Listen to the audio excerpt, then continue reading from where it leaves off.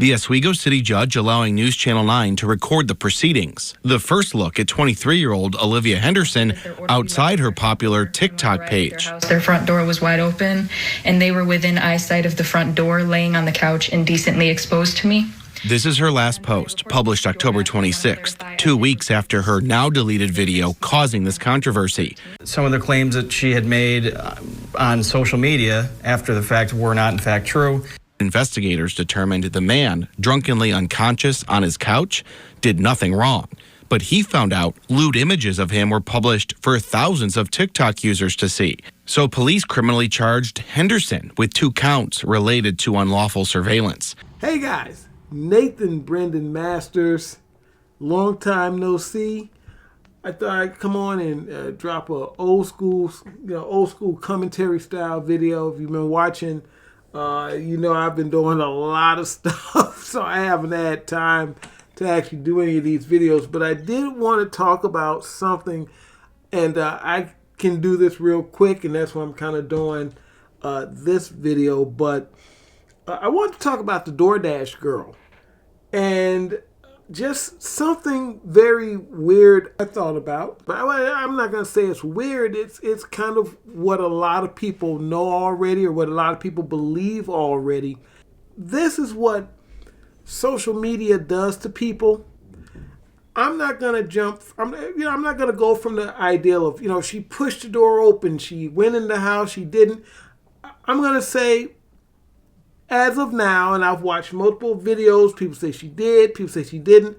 As of now, there's no evidence that she opened that door, that she pushed the door open, or any of that stuff. There's no evidence of that. So I'm not going to go through any of that. And like I said, this is going to be a decently short video for what I have to say.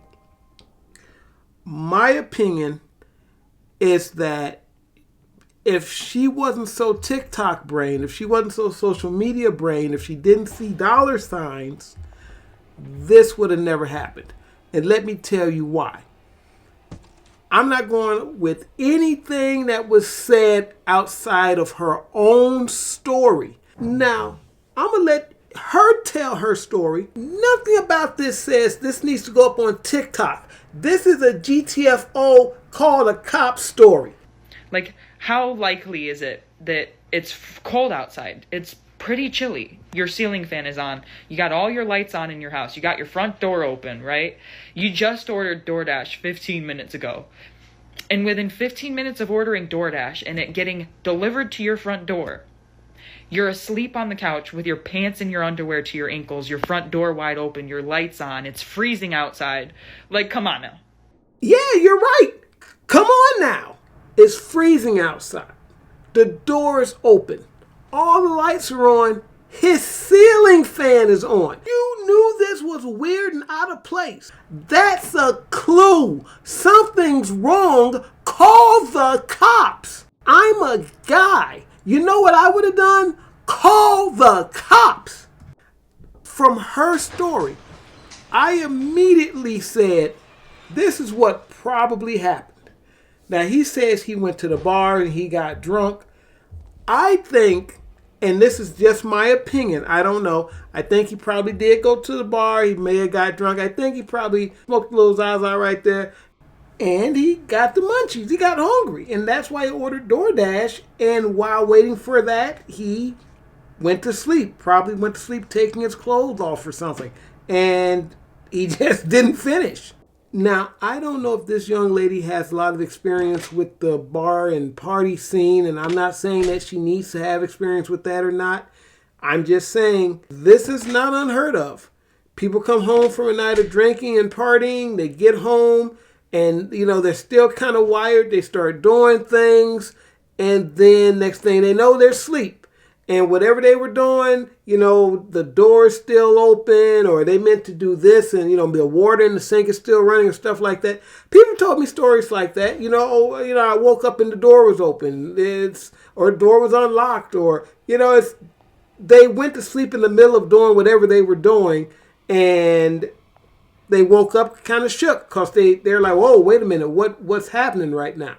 So his story is believable, even without the The smoking of the Zaza. I just threw that in there because I'm thinking, well, he ordered DoorDash, so he was hungry. He might have did something and got the munchies, and so that's the reason I even think that it's very possible to just come home drunk and want something to eat, and you crash out after you order the food. In your mind, to your brain, the ordering of the food was your last order of business that night, and it's done. But I do want to say, all that is looking at it in 2020 hindsight. Again, even me coming up on this scene, I don't know what's happening. It's weird. It's strange. It doesn't feel right. Call the cops. Call the cops. Put the food down. GTFO. That's my thought on it. Either way, he was inebriated or high or something, which I will also say that's on him. So let's keep it 100. Here's the issue with all of that, though. And this is the difference between being normal and being TikTok brain or social media brain. If I walked up on this scene and I saw this, the thing that would have solved the problem immediately, call the cops. You know why? Because this looks weird. I would have walked up and I would have seen this, and I would have thought, oh snap, this dude done got jacked. Somebody done did something to this dude. But this is what I know. Call the police just in case. Because I don't know. Remember, people had to convince her to call the cops, which if you're not TikTok brain, you would have did anyway. I reported this to DoorDash over 12 hours ago, and they're supposed to call me back, which is strange because I've reported a couple less serious incidents before, and they called me back within 1 to 2 hours. You reported it to DoorDash? There ain't no police. I didn't report this to the police last night because I wasn't sure of DoorDash's process for SA. Who cares? If what you say is true, this is out of DoorDash's jurisdiction. If something bad had happened to the guy, she would have had the footage to give to the police. Say, hey, this is what I came up on. DoorDash driver helps crack the case, and if nothing comes of it, well, you just throw the footage away. But you don't leak it to TikTok. It would have made 100% sense for her to call the cops right then and there.